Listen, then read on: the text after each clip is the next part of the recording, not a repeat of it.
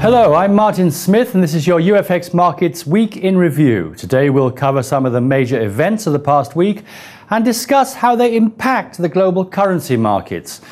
The Eurozone currency rose for the first time in 3 weeks against the US dollar and touched a 2-week high after European leaders agreed to a new Greek bailout plan and expanded the role of the state's rescue package. The shared currency rose by 1.43%. The euro-dollar pair was last trading at 143.56. The US dollar paired its third weekly drop versus the Japanese yen before House Speaker John Boehner withdrew from negotiations with the White House on a broad deficit reduction plan. The dollar-yen's pair declined by 0.75% on the week and closed at 78.52.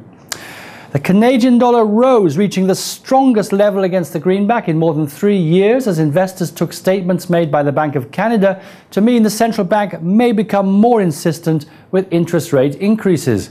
Gains by the CAD were tempered after a government report showed inflation didn't increase as much as had been forecast, crushing rumours that the central bank would raise interest rates as soon as September. Canada's currency fell this week against almost all of its 16 most traded counterparts before a report showed that Canada's economy grew at a faster pace in May than in April.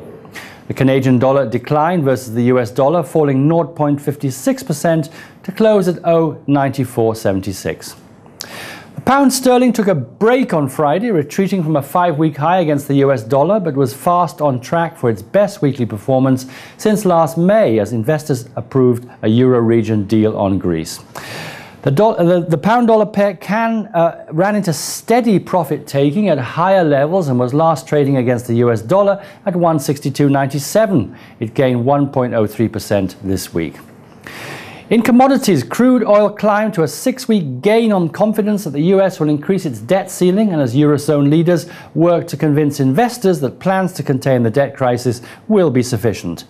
Crude oil gained for a 4th week as US President Barack Obama and House Speaker John Boehner, hoping to avoid a US default, are pursuing a broad agreement to increase the debt limit. German Chancellor Angela Merkel said government chiefs had expanded the coverage of their bailout fund to allow it to purchase the bonds of debt-laden nations. Oil also gained after a horrific bomb blast in Norway's central Oslo. Crude oil was up by 2.70% this week and closed at $99.87 a barrel. Gold approached a record high on demand for an investment safe haven amid continual US and European debt concerns. The precious metal almost pulled off a solid week of consecutive gains, finishing the week up 0.47% and last trading at $1,600.78 per ounce. Probably the biggest story of the week and the one with the most economic impact was the Norwegian krone falling against most of its major peers after an explosion and consequent terrorist attack rocked the capital of Norway, causing an immediate reaction against investors to promptly sell the NOK. Well, that's all we have time for today. I hope you've enjoyed this week's review and you'll join us next week. Until then, be sure to visit us at ufxmarkets.com for all of your online trading needs. For UFX Markets, I'm Martin Smith. Good luck and happy trading.